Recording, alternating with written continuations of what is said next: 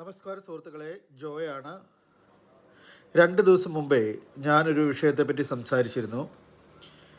അത് ഞാൻ ആ വീഡിയോയിൽ തന്നെ പറയുന്നത്, ഞാനിതൊരു പൊതു സ്വഭാവമാണെന്നോ സാധാരണ നോർമലി എന്നൊക്കെ ഉള്ള വാക്കുകളില്ലേ, അതൊന്നും ഉപയോഗിച്ച് പറഞ്ഞതല്ല. സാധാരണയായി കാണപ്പെടുന്നതെന്നൊക്കെ പറഞ്ഞ് പൊതുവായി എന്നുള്ള രീതി പറഞ്ഞതല്ല. ഞാൻ എപ്പോഴും എന്തെങ്കിലും ഒരു കാര്യങ്ങൾ സംസാരിക്കാൻ വരുന്നതേ എന്തെങ്കിലും ഒരു സബ്ജക്റ്റ് നമ്മൾ കാണുമ്പോഴോ അല്ലെങ്കിൽ നമ്മൾ അറിയുന്നതോ അത് നിങ്ങളുമായിട്ടൊന്ന് പറയണമെന്ന് ഓർക്കുമ്പോഴല്ലേ വരുന്നത്. അപ്പോൾ അതിൽ തന്നെ ഞാൻ ആ വീഡിയോയിൽ തന്നെ പറയുന്നുണ്ട്, ഇത് ഞാനൊരു യുവാവിൻ്റെ നിലവിളിയിൽ നിന്ന് സംസാരിക്കുന്നതാണെന്ന് പറയുന്നുണ്ട്. അതല്ലാതെ പൊതുവായി ഇങ്ങനെ കാണപ്പെടുന്നു അങ്ങനെയൊന്നും അല്ല. പക്ഷേ എന്നിട്ട് പോലും ഈ സംസാരിക്കുമ്പോഴേ ഇപ്പോൾ കുറച്ച് നാളുകളായിട്ട് നമ്മൾ കണ്ടുകൊണ്ടിരിക്കുന്നൊരു കാര്യം എന്നറിയോ, ഈ ഒരു സ്ത്രീകളുമായിട്ടുള്ളൊരു പ്രശ്നങ്ങൾ വരുമ്പോൾ ഉടനെ അത് ഭാഗം തിരിഞ്ഞ് സംസാരിക്കുക. പുരുഷന്മാർ എന്ന് പറഞ്ഞുകൊണ്ട് കുറേ പേര് അതിൻ്റെ പേര് ഡയലോഗുകൾ എഴുതുന്നു, സ്ത്രീകളെന്ന് പറഞ്ഞുകൊണ്ട് കുറേ അങ്ങനെ വല്ലതും ആണോ ഇത് നമ്മളെല്ലാം ഒന്നല്ലേ. നമുക്കിടയിൽ ആർക്ക് എന്ത് സംഭവിച്ചാലും അതിനെ ഉയർത്തിക്കൊണ്ട് വരിക എന്നുള്ളതേ ഉള്ളൂ. അതിനകത്ത് ഇപ്പോൾ സ്ത്രീ പുരുഷൻ എന്ന് പറയുന്നത് നമ്മളെങ്ങനെയാണ് ഒരു പുരുഷൻ എങ്ങനെയാണ് സ്ത്രീ ഇല്ലാതെ ജീവിക്കുന്നത്, സ്ത്രീ പുരുഷനില്ലാതെ എങ്ങനെയാണ് ജീവിക്കുന്നത്, അമ്മ സഹോദരങ്ങളെല്ലാം അത് എന്താ ഇനി അതൊന്നും പറയണ്ട, അറിയാമല്ലോ എല്ലാവർക്കും. അപ്പോൾ ഈ വെറുതെ ഇങ്ങനെ വിഭാഗീയത പോലെ അത് ചുമ്മാ പറയാൻ വേണ്ടി പറയുന്നതാണെന്നും എനിക്കറിയത്തില്ല. ഞാനൊരു വിഷയം പറയുന്നു. ഇപ്പോൾ ഈ ഒരു യുവാവ് ഇപ്പം അവൻ ഓസ്ട്രേലിയയിലേക്ക് പോയി, അവൻ്റെ ബുദ്ധിമുട്ടുകളൊക്കെ അവൻ്റെ ജീവിതത്തിൻ്റെ പ്രശ്നങ്ങൾ പറഞ്ഞതിനകത്ത് അവൻ ഈ കാര്യം കൂടി പറഞ്ഞു. അതല്ലാതെ ഈ ഒരു കാര്യത്തിന് വേണ്ടി വിളിച്ച് പറഞ്ഞതല്ല. അയ്യോ എൻ്റെ ഭാര്യ ഇങ്ങനെയുള്ള കാര്യത്തിനൊന്നും സമ്മതിക്കുന്നില്ല എന്ന് പറയാനായിട്ട് വന്നതല്ല. അവൻ്റെ ജീവിതത്തിൽ അവനനുഭവിക്കുന്ന വേദനകളും വിഷമങ്ങളും പറഞ്ഞുകൊണ്ടിരുന്നപ്പോൾ അതിനകത്ത് ഈ ഒരു കാര്യം പറഞ്ഞു. അപ്പോൾ ഇതൊക്കെ എന്ന് പറഞ്ഞ് മനുഷ്യൻ്റെ ഏറ്റവും പ്രൈവസിപ്പെട്ടൊരു കാര്യം അവൻ പറയണമെന്നുണ്ട്. അത്രയും തകർന്ന് നുറുങ്ങി പറയുന്ന കാര്യങ്ങളായത്. നിങ്ങളത് അങ്ങനെയേ മനസ്സിലാക്കാവൂ.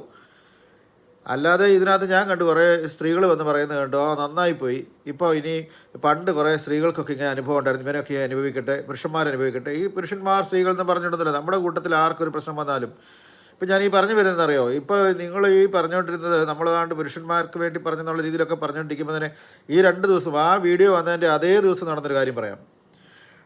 എനിക്ക് ഓരോ വീഡിയോയിലും സംസാരിക്കുമ്പോഴും ആ വിഷയത്തിനെ അടിസ്ഥാനപ്പെടുത്തി എന്തെങ്കിലും കാര്യങ്ങൾ ഷെയർ ചെയ്യാനൊക്കെ ആയിട്ട് ആളുകൾ എന്നെ വിളിക്കാൻ തുടങ്ങും. അപ്പോൾ ഈ എന്താ പറയുന്നത്, മെസ്സഞ്ചറിൽ മെസ്സേജുകൾ വരും, കോൾ ചെയ്യും, വിളിക്കും, എന്നെ ഒന്ന് വിളിക്കാമോ, എനിക്ക് ഒരു കാര്യം പറയാനുണ്ട്. അപ്പോൾ എനിക്കറിയാം ഇത് ഈ സംസാരിച്ച വിഷയത്തിനെ ബന്ധപ്പെട്ടൊക്കെ എന്തെങ്കിലുമൊക്കെ ആയിരിക്കും എന്നറിയാം. അപ്പോൾ എല്ലാവർക്കും നമ്മൾ അറിയത്തില്ലാത്തവർക്കൊക്കെ നമുക്ക് നമ്പർ കൊടുക്കാമെന്ന് പറഞ്ഞാൽ പോസിബിൾ അല്ല. എങ്കിലും ഞാൻ പറ്റാവുന്ന പോലെയൊക്കെ ആൾക്കാർക്ക് മറുപടി കൊടുക്കുകയൊക്കെ ചെയ്യും. അന്ന് ഈ വീഡിയോ വന്നതിൻ്റെ ഒരു 2 ദിവസം കഴിഞ്ഞപ്പോഴേക്കും കുറേ പേര് എന്നെ വിളിച്ച് പറയാം പതിവ് പോലെ. പക്ഷേ ഒരു യുവതി കിടന്ന് വിളിക്കുന്നു. അപ്പം ഞാനത് എന്തിനാ ഒരു കാര്യം പറഞ്ഞാൽ പോരെ, എന്തിനാ ഇങ്ങനെ അങ്ങ് വിളിക്കുന്നതെന്ന് ചിന്തിച്ചു പോയി. പിന്നീട് ഞാനത് മറന്നു. പിന്നീട് വേറെ തിരക്കൊക്കെ കഴിഞ്ഞിട്ട് പിന്നെ നോക്കിയപ്പോൾ ഇവരുടെ ഒരു വോയിസ് വന്ന് കിടക്കുകയാണ്. വീണ്ടും ഇവരുടെ കോളുകൾ കുറേ വന്നിരിക്കുക, മെസ്സഞ്ചറിലാണ് കേട്ടോ. അപ്പം വോയിസ് ഞാൻ കേട്ടു. എന്താണെന്ന് നോക്കിയപ്പോഴേക്കും ഇത് ഗേങ്ങലടിച്ചുകൊണ്ട് കരഞ്ഞുകൊണ്ട് പറയുക, ചേട്ടാ എന്നെ ഒന്ന് വിളിക്കും, ഞാൻ നിങ്ങളെ കുറേ നേരമായി ശ്രമിക്കുന്നു, നിങ്ങളുടെ നമ്പർ എൻ്റെ കയ്യിലില്ല, എനിക്കൊരു കാര്യം പറയാനുണ്ട്, ഞാനിപ്പോൾ പോലീസ് സ്റ്റേഷനിലാണ് എന്ന് പറഞ്ഞുകൊണ്ടാണ് ഒരു വോയിസ് വരുന്നത്. അതും സത്യം പറഞ്ഞാൽ ഞാൻ ആ വോയിസ് കേൾക്കുന്നത് ഒരു രാത്രി 11 മണിയൊക്കെ കഴിഞ്ഞപ്പോഴാണ്. ഞാനിന്ന് ഒരു സ്ഥലത്തൊക്കെ പോയി വന്ന് കിടക്കാൻ നേരത്ത് ഇത് നോക്കുന്നിടയിലാണ് ഞാനിത് കേൾക്കുന്നത്. അപ്പോൾ അത് അത്രയും രാത്രിയായി. അപ്പോൾ നോക്കിയപ്പോൾ അത് ആ വോയിസ് വിട്ടിട്ടും ഒത്തിരി സമയമൊന്നും ആയിട്ടില്ല, 1/2 hour ആയതേ ഉള്ളൂ. ഞാനപ്പോൾ പെട്ടെന്ന് അവരെ തിരിച്ച് വിളിച്ചു. എന്താ ഇപ്പം ഇതുപോലെ എന്തെങ്കിലും വിഷയമായിട്ട് പോലീസ് സ്റ്റേഷനിലൊക്കെ നിൽക്കുന്നു. പെട്ടെന്ന് അവരുടെ പ്രൊഫൈലൊക്കെ കയറി നോക്കി ആരാന്നൊക്കെ നോക്കിയിട്ടാണ്, കള്ള ഐ ഡി ഒന്നും അല്ലാന്ന് മനസ്സിലായപ്പോഴാണ് അവർ തിരിച്ച് വിളിക്കുന്നത്. വിളിച്ചപ്പം ഒരു യുവതിയാണ്. അവർ നമ്പർ ചോദിക്കുന്ന നമ്പർ കൊടുത്തു. അവരുടെ നമ്പർ ഞാൻ വാങ്ങി പെട്ടെന്ന് വിളിച്ച് സംസാരിച്ച് കഴിഞ്ഞപ്പോഴേക്കും കൈക്കുഞ്ഞുമായിട്ട് 2.5 വയസ്സുള്ളൊരു കുഞ്ഞുമായിട്ട് പോലീസ് സ്റ്റേഷനിൽ നിൽക്കുന്നതാണ് പറയുന്നത്. അപ്പോൾ അവർ ആരാണ് എന്താണെന്നൊന്നും പറയുന്നില്ല കേട്ടോ, അതിൻ്റെ ആവശ്യമില്ലല്ലോ. അപ്പം വെറുതെ അവർ ഓർക്കുമല്ലോ ഇപ്പം ഇങ്ങനെ ഒരു കാര്യം പറഞ്ഞിട്ട് ഇങ്ങനെ നാട് മുഴുവൻ പറഞ്ഞുകൊണ്ട് കിടക്കുന്നു, അങ്ങനെയല്ല. അപ്പോൾ അത് സംഭവിച്ചതെന്ന് വെച്ച് കഴിഞ്ഞാൽ ആ യുവതിയുടെ ഇപ്പം നോർത്ത് വെക്കണേ, ഞാൻ കഴിഞ്ഞ ദിവസം പറഞ്ഞതിൽ നിന്ന് വിരോധാഭാസ് ഐറണി എന്നൊക്കെ പറയുന്നത് ഇതാണ്. ഇത് കേട്ടോണം. ഈ പെൺകുട്ടി പറയുന്നത് അതിൻ്റെ ഹസ്ബൻഡ് പോലീസ് അറസ്റ്റ് ചെയ്തിരിക്കുന്നു, UK തന്നെ. അപ്പോൾ ആ കുട്ടിയുടെ ഹസ്ബൻഡ് ഒരു ടാക്സി ഡ്രൈവറാണ്, ടാക്സി ഓടിക്കുന്ന ഒരു കമ്പനിക്ക് വേണ്ടി ആ കമ്പനിയുടെ ടാക്സി ഓടിക്കുന്ന ആളാണ്. അപ്പോൾ ആ ടാക്സി ഓടിച്ചുകൊണ്ടിരിക്കുമ്പോൾ രാത്രിയിൽ കയറി വന്നറിയാലോ, വീക്കെൻഡിൽ കള്ളു കുടിച്ചിട്ട് ഇവിടെയുള്ള ആൾക്കാരും എല്ലാവരും അവരുടെ ആഘോഷം അറിയാലോ. അപ്പോൾ ചെറുപ്പക്കാരികൾ വന്ന് വണ്ടിയെ കയറി, 2 പെൺകുട്ടികൾ വന്ന് കയറി. അവർ വന്ന് ഇയാളോട് ഭയങ്കരമായിട്ട് ബുദ്ധിമുട്ടുണ്ടാക്കുകയും അങ്ങോട്ട് ഓടിക്കും ഇങ്ങോട്ട് ഓടിക്കും എന്നൊക്കെ പറഞ്ഞ് പുള്ളിക്കാനായിട്ട് വലയ്ക്കുകയും ഏറ്റവും ഒടുവിൽ അയാളത് ബുദ്ധിമുട്ടി അവരെ ഇറക്കി വിടുകയൊക്കെ ചെയ്തു.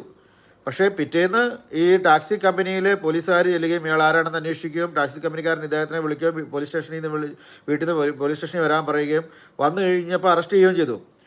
അപ്പോൾ ഈ യുവതി സത്യം പറഞ്ഞാൽ അത് ഇത്രയും ഞാൻ ആ കൊച്ചിനോട് ആ പെൺകുട്ടിയോട് സംസാരിക്കുന്നത് ഒരു 11:30 മുക്കാലായപ്പോഴാണ്. ആ രാത്രിയിൽ അവൾ സംസാരിക്കുന്നത് എൻ്റെ ഹസ്ബൻഡ് പോലീസ് സ്റ്റേഷനിലാണ്. ആരോടും അവൾ ആ പെണ്ണ് ആരോടും പറഞ്ഞിട്ടില്ല. അതിൻ്റെയൊക്കെ കാരണം പറയുന്നത് കേൾക്കുമ്പോഴേ ചേട്ടാ എനിക്കിത് ആരോടും പറയാൻ പറ്റുന്നില്ല. കാരണം ഈ നാളെ രാവിലെ മുതൽ എൻ്റെ ചേട്ടൻ്റെ പേരിൽ അനാവശ്യ കഥകൾ പ്രചരിക്കും.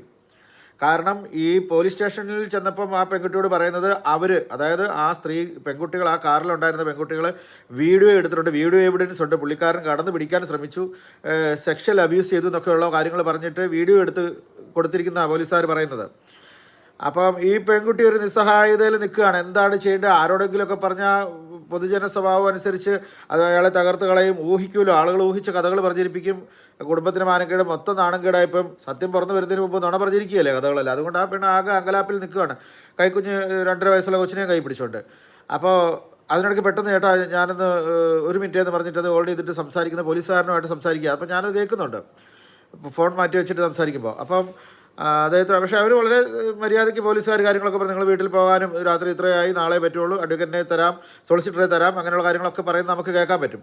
അപ്പോൾ അത് കഴിഞ്ഞപ്പോൾ ഞാൻ ഈ പെൺകുട്ടിയോട് പറഞ്ഞു നിങ്ങളിങ്ങനെ പാനിക്കാകല്ലേ, വിഷമിക്കല്ലേ, ഒരു പ്രശ്നം ഉണ്ടായി, എന്തായാലും നമുക്കിത് ഓവർകം ചെയ്തല്ലേ പറ്റുള്ളൂ. അപ്പോൾ ഇതിനകത്ത് തെറ്റ് നടന്നോ ഇല്ലയോ എന്നുള്ളത് നമുക്കറിയത്തില്ല. അപ്പോഴാ പെണ്ണ് ആണയിട്ട് സമ്മതിക്കത്തില്ല, എൻ്റെ ചേട്ടൻ അങ്ങനെ ചെയ്യില്ല, എന്നോട് സംസാരിച്ചിരുന്നു, എന്നോട് ഈ വിഷയത്തെപ്പറ്റി വീട്ടിൽ വെച്ച് സംസാരിച്ചിരുന്നു, ചേട്ടൻ ഒരിക്കലും അങ്ങനെ ചെയ്യത്തില്ല, സംഭവിച്ച ഇതാണ്, അവളുമാർ ഭയങ്കര ബുദ്ധിമുട്ടിക്കുമായിരുന്നു, അവസാനം പുള്ളിക്കാരൻ കയ്യെ പിടിച്ച് വലിച്ച് പുറത്തിറക്കി. ആ വലിച്ച് പുറത്തിറക്കലാണ് ഇവളുമാർ വീഡിയോയിലെടുത്തിട്ട് അനാവശ്യം പറയുന്നത്. എൻ്റെ ചേട്ടൻ ഒരു കാരണവശാലും അങ്ങനെയുള്ളൊരു സ്വഭാവമുള്ള ആളേ അല്ല. ആ പെങ്കൊച്ച് ആ രാത്രി കിടന്ന് ആണയിട്ടും സങ്കടപ്പിടിച്ച് ഞാൻ പറയും നിലവിളിക്കുന്ന പോലെ ആ പെങ്കൊച്ച് പറഞ്ഞുകൊണ്ടിരിക്കുക. അപ്പം നമ്മൾ മനസ്സിലാക്കണമെന്ന് അറിയോ, കഴിഞ്ഞ ദിവസം ഞാനെന്താ സംസാരിച്ചത്, ഞാൻ ആ കാര്യം സംസാരിച്ച് അപ്പുറത്തുനിന്ന് ഒരു യുവാവ് അവൻ്റെ ഭാര്യയെപ്പറ്റി കരയുന്നത് എനിക്ക് ഇത്രയും ഗതികേടാണ് ചേട്ടാ എന്ന് പറഞ്ഞ് എന്നോട് കരഞ്ഞ് നിലവിളിച്ച ഒരു കാര്യം ഞാൻ നിങ്ങളോട് പറഞ്ഞു. അതിനകത്ത് ഏറ്റവും ഒടുവിൽ പറഞ്ഞ വിഷയം അറിയാലോ, സെക്സ് ബന്ധപ്പെട്ടതായിട്ടുള്ള കാര്യം, അത് ഏറ്റവും പ്രൈവസിപ്പെട്ട കാര്യം വരെ ആ ചെറുക്കൻ തകർന്ന് നുറുങ്ങി പറഞ്ഞു എന്ന് ഞാൻ പറഞ്ഞല്ലോ. അപ്പോൾ അങ്ങനെ ഒരു ഭർത്താവ് ഭാര്യയെപ്പറ്റി ഏറ്റവും സങ്കടകരമായിട്ട് നിലവിളിച്ച് പറഞ്ഞൊരു കാര്യം, അത് ഞാൻ വീഡിയോ ചെയ്ത് തീർന്നില്ല. ഏതാണ്ട് നമുക്ക് ഇപ്പം ഇത്രയേ ഉള്ളത്. ഇതിനകത്ത് നമ്മളിപ്പം ഇതിനകത്ത് മെസ്സേജ് ഇട്ട ആണുങ്ങൾക്ക് വേണ്ടി മെസ്സേജ് ഇട്ടവരും പെണ്ണുങ്ങൾക്ക് വേണ്ടി മെസ്സേജ് ഇട്ടവർക്ക് ഇപ്പം ഇനി എന്ത് പറയാനുണ്ട്? ഞാനിന്ന് സംസാരിക്കുന്ന ഒരു പെങ്കൊച്ചിന് വേണ്ടിയിട്ടാണ്.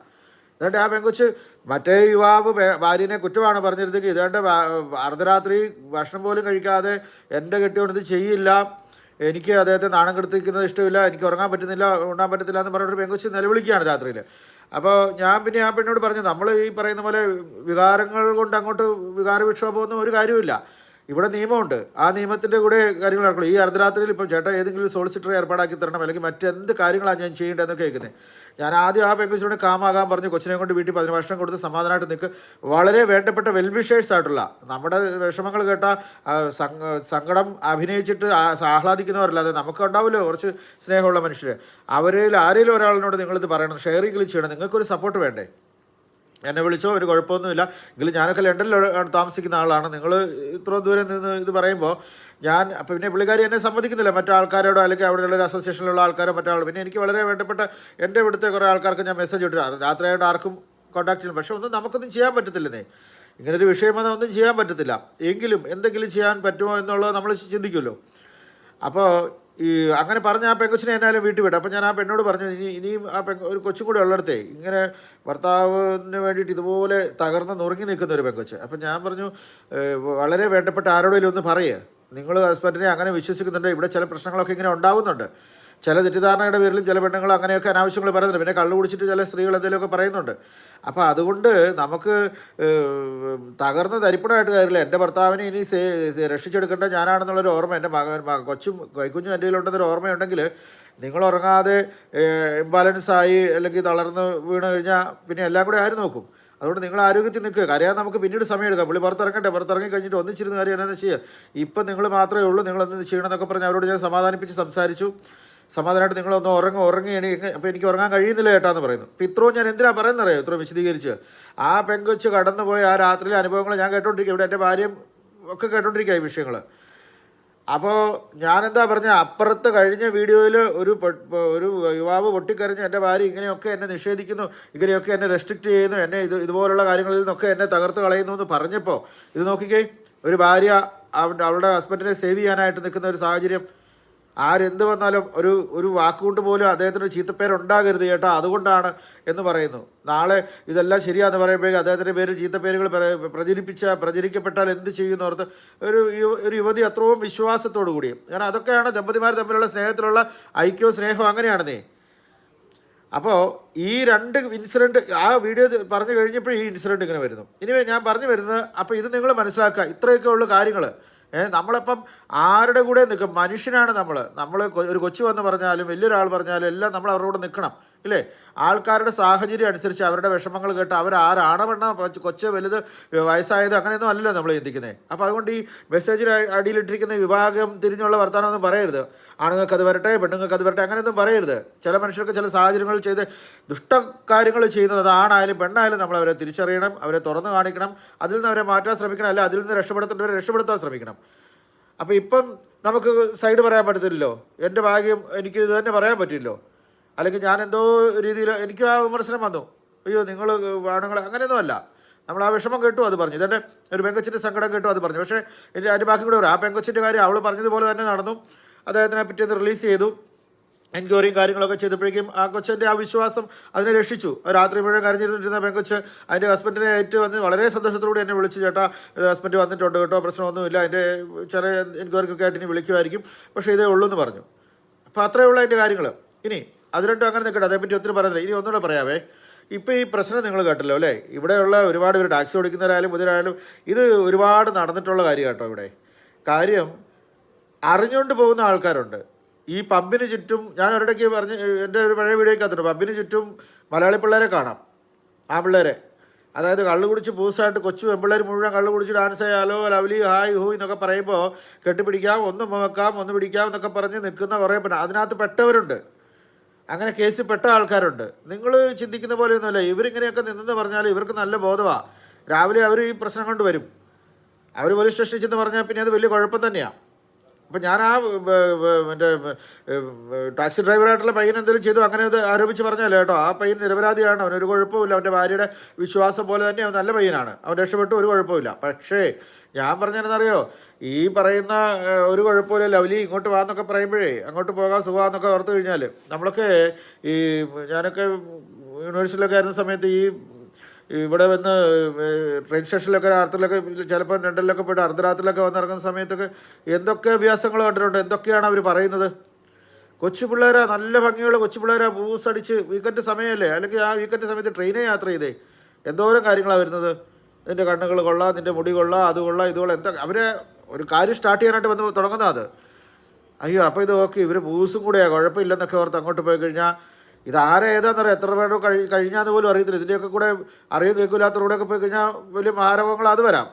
ഇനി അതല്ല, രാവിലെ കേൾക്കുമ്പോൾ ഇവരിത് പറഞ്ഞ് പോലീസ് വന്ന് കൊണ്ടുപോകും, എല്ലാ രീതിയിലും നമുക്ക് പ്രശ്നമല്ലേ അത്. അപ്പം അതൊന്ന് സൂക്ഷിക്കുന്നത് നല്ലതാണ്.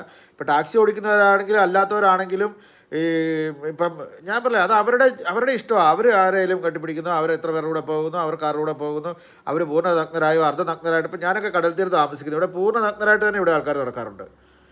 അപ്പോൾ ആ രസമാണല്ലോ എന്ന് ഓർത്തിട്ട് അങ്ങോട്ട് പോയി കഴിഞ്ഞാൽ അതിനൊരു ബൗണ്ടറി ഉണ്ട്.